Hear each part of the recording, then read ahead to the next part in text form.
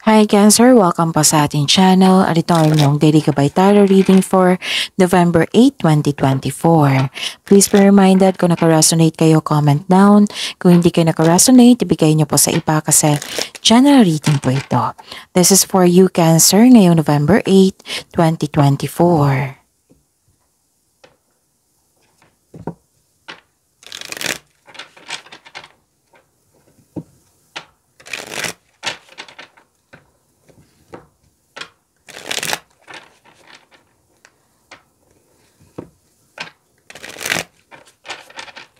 Para po ito sa inyo Cancer ngayong November 8, 2024.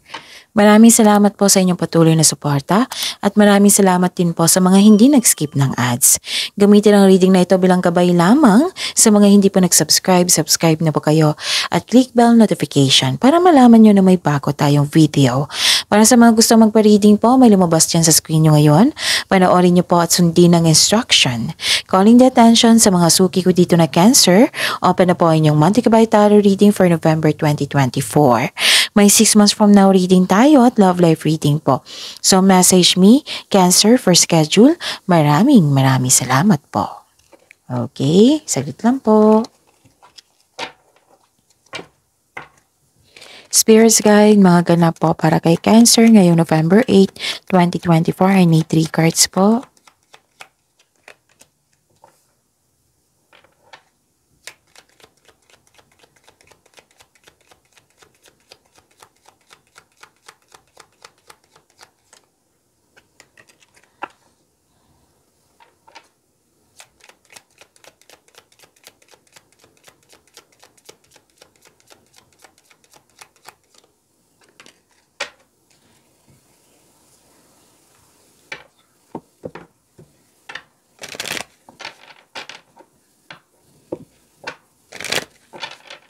Spirits Guide, mga mensahe po para kay Cancer ngayong November 8, 2024. I need 2 cards po.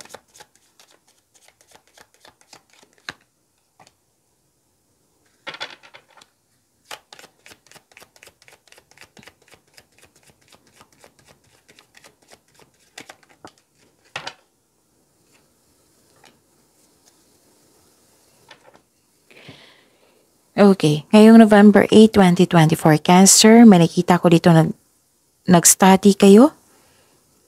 Pwedeng nagbabasa kayo ng libro, document, module para may makuha kayong kaalaman. Pwedeng nag-research kayo sa internet para may makuhang kaalaman, learnings, knowledge. Nakita ko rin dito nagbigay ng clarity sa inyo. Parang nagsaliksik kayo, nag-imbestiga.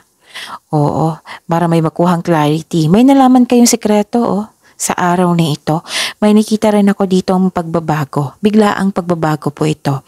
Na may oras na gusto nyo mapag-isa para makapag-isip ng mabuti. Para sa pagbalik mo, may solusyon na re-energize ka na. May concern kasi kayo sa isang tao na mataas ang ego. Mahirap kausap or sobrang stricto. Labas-pasok kayo dito sa isang building na may anisikaso kayo.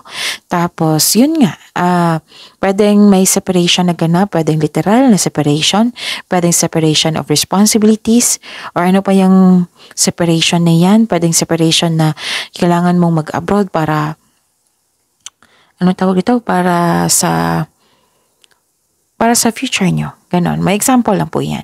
Tapos may influence ng isang lalaki sa araw na ito. Maaaring siya yung nagbigay ng sakit ng ulo sa iyo or nagbigay ng tulong sa iyo or happiness. So, go with the flow po daw kayo. Let things happen. Cancer. Then, cherish memories of loved ones. Okay? Baka may kailangan ng pagbalansa dito, panahon sa inyong sarili at sa inyong pamilya. And hindi na kailangan na baka may nangyaring pagbabago na kailangan yung let things happen kasi nakatadahan na ito na may makukuha kayong kaalaman, may matutunan kayo, na may learning journey, ika nga. Okay? Spirits Guide, ano po yung energy ni Cancer ngayong November 8, 2024?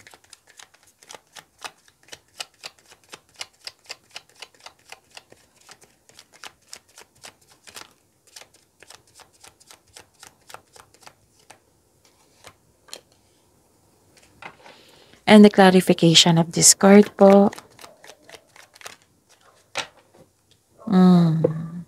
Okay, sa mga may oras dyan, kung gusto nyo po, panoorin nyo po yung last 4 days kabay tarot reading nyo po. Like for example, napanood nyo ito ngayong November 8, 2024. Panoorin nyo po yung 7, 6, 5, 4. Kung may nakita kayo or narinig kayo, meaning to say, na repeating message, okay? Kung may narinig kayo or may nakita kayong repeating message, meaning to say na kailangan tong bigyan ng atensyon. Pinupush ng cards nyo na kailangan nyo bigyan ng atensyon. Kung maaari po, bigyan nyo po ng solusyon at aksyon. Remember, Cancer, at the end of the day, alam mo na ikaw lang taong may kakayahan at responsable na gumawa ng sarili mong katotohanan at kinabukasan. So ano yung energy mo ngayon, Cancer? Nakikita ko dito na may nagkasundo. Dalawang tao. Sa isang tao. Nagkasundo kayo sa isang tao. Partnership, union. May namuong relasyon. This card symbolizes shared feelings and mutual attraction.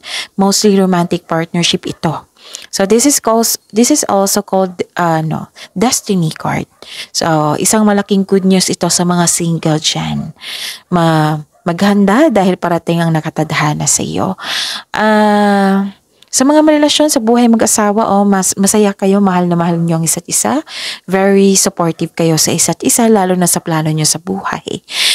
Pwede din job opportunity ito or business partnership, kasosyo po. Or may magbibigay ng tulong sa iyo. Ganon. Grab mo na itong opportunity na ito kasi magbibigay siya ng financial growth sa inyo. Basta pananuhin nyo ng mabuti at sipagan sa araw-araw. Nakikita ko dito ka nag-relax kayo, nag-rest kayo ngayon. Pwedeng nag-vacation leave kayo, pwedeng nag-relax kayo ngayon na para makapag-isip, magninay-nilay, ganon. Nakikita ko rin dito na pagsisiyasat sa sarili. Again, pagsisiyasat sa sarili. Nakaramdam ka ng pagod ngayon o wala kang pahinga. Pwedeng stress or nagkaroon ng anxiety. Pwedeng, hindi magandang pakiramdam mo. Pero lalaban ka pa rin nito. Nagpahinga ka lang or gusto nyo mapag-isa. Yung sabi ko sa oracle cards nyo, 'di ba? May sabi ako na gusto nyo mapag-isa para sa pagbalik nyo, okay ka na. Ikaw ay nagpapahinga ngayon upang makapag-isip ng mabuti para makapaghanda o magpagaling. And this card asks you to relax, calm your mind, and reflect. Sleep and meditation ay kailangan po.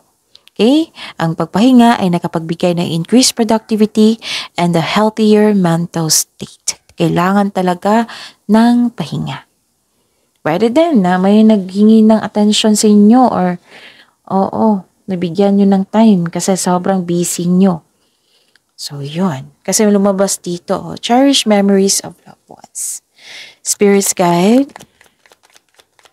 Career and money po ni Cancer ngayong November 8, 2024.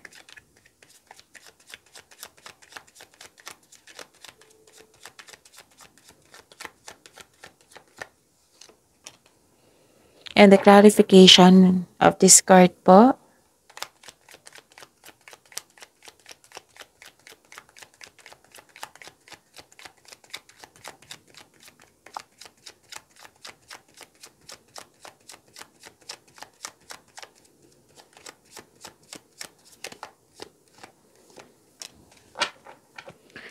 Okay. Nakikita ko dito, you're feeling trapped. Bakit naman? Kaya palang nagpahinga kayo dito. Feeling trapped o stuck ka sa isang sitwasyon ngayon.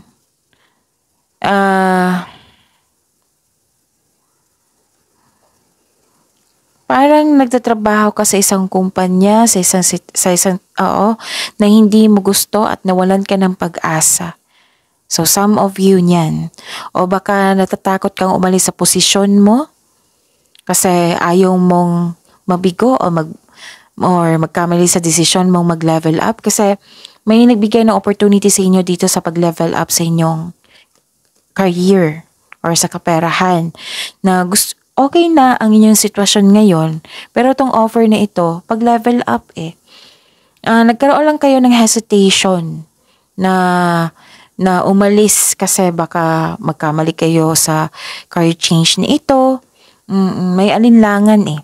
Tapos, kung may alinlangan, may doubts, hesitation, konkretong plano ay kailangan. Gather kayo ng factual information at gawa kayo ng best decision. Okay? Mag-save po daw kayo ng money. Wag po daw kayo mag-overspend. Baka mapagasta kayo ngayong araw na ito.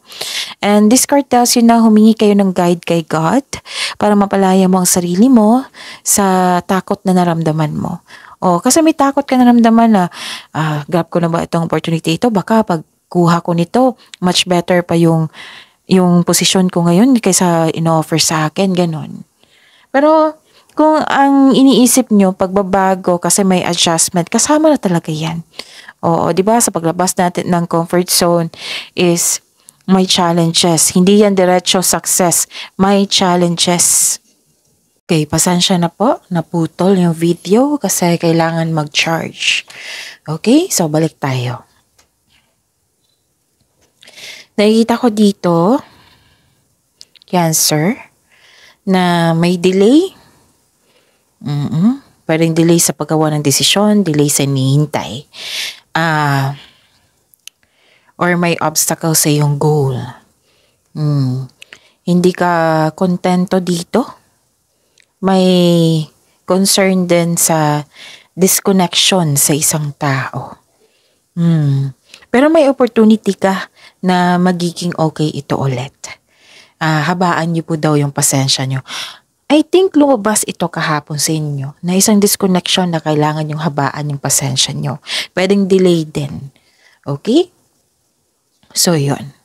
So, this is a repeating message. So, give attention. Kung maaari po, bigyan nyo ng atensyon, ng solusyon or action. Okay? So, ayun.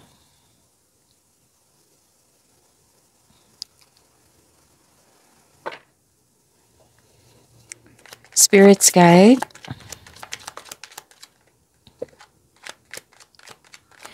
Love, Life, Self-Love, Partnership, and Romance ni Cancer ngayong November 8, 2024.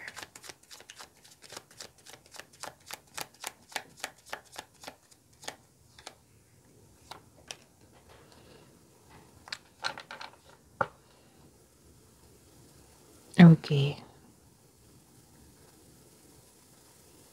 And the clarification of this card po.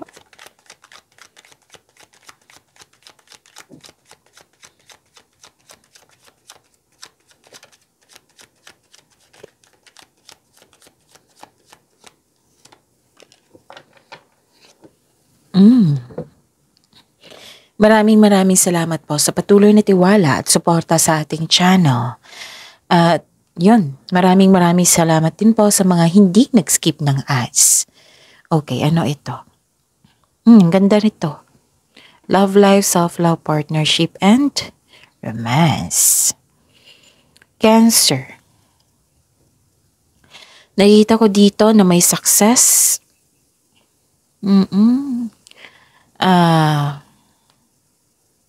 Okay, this is a clarification of your card here na cherish memories of loved ones. Nagbigay ka ng panahon dito. Nag-spend time ka. Pwedeng sa inyong sarili, sa inyong partner, sa inyong family, sa inyong friends. Nag-spend time ka with people who inspire and motivate you. May sinasabi rin dito sa mga single na Cancer. Magkakatagpo ka ng kapareha through friends connection. Para sa mga may relasyon sa buhay mag-asawa, this card tells you na mas mag-grow pa ang inyong relasyon. May plano kayong mag-travel or mag-decorate sa inyong bahay. So, increase confidence. Okay. Pag next level to sa inyong connection sa isang tao, sa inyong relasyon. So, busy kayo dito. Pwede busy sa iisip or maraming ganap dyan. Ano pa? Nagkasundo kayo sa isang tao. Nagkasundo kayo. Pwedeng may dumating na bagong tao na isang maliligaw. Pwedeng kakapasok nyo lang sa relasyon. Pwedeng nagkasundo kayo, may promises. Gumawa kayo ng plano para sa future nyo. And you are very inspired. So, 2 card na po nagsapit dito, nag-spend time ka sa inyong sarili, sa inyong partner, sa inyong family. So, na nagbigay ng motivation sa iyo. Kasi 2 card na po nagsapit dito na na-motivate kayo. This is love. This is beauty. And yung 2 card na din nagsapit dito na puro action, movement. Pwedeng movement sa paggawa ng plano, pwedeng busy, literal na busy kayo ngayon. Maraming ginagawa. At gumagawa kayo ng plano and you're making best choices. Nagkaroon ng pagkakasundo. Mostly, promises ito. Okay. Nakikita ko dito na may bagong connection, may romance na parating para sa mga single. Maaring parating na ito or nasa harap mo na. Sa mga marelasyon, sa buhay mag-asawa, the couple is divinely guided. Maaring siya na. Siya na talaga yung soulmate mo. So this is also means choosing relationship with mutual respect and healthy communication. It will lead you to the highest expression of love you seek. So, may celebrate the love in your life. Okay? Pwede din kung nakita ko rin dito na gumagawa ka ng action to love yourself more. Partnership usually to nag-uusap kayo. Promises, usapan. Para mas mag-grow pa ang inyong connection, ang inyong relasyon. Pwedeng, may mga maniligaw talaga dito, bagong tao. Yes, kaya pala may lumabas dito na isang influence ng isang tao sa araw na ito. So let things happen kasi nakatadhana yan sa inyo. And don't worry kung may nabasa ako dito sa career and money nyo na hindi nagkasundo. Nakikita ko naman dito yung pagkakasundo. Basta kailangan po ng pahinga, relax lang, maging kalma. So love is blooming kay Cancer. You're giving time for yourself, for the group of people or sa partner mo. So yun, that's it. See you tomorrow, Cancer. Please like, subscribe, and click the button for notification para updated po kayo sa daily tarot reading natin. Maraming salamat.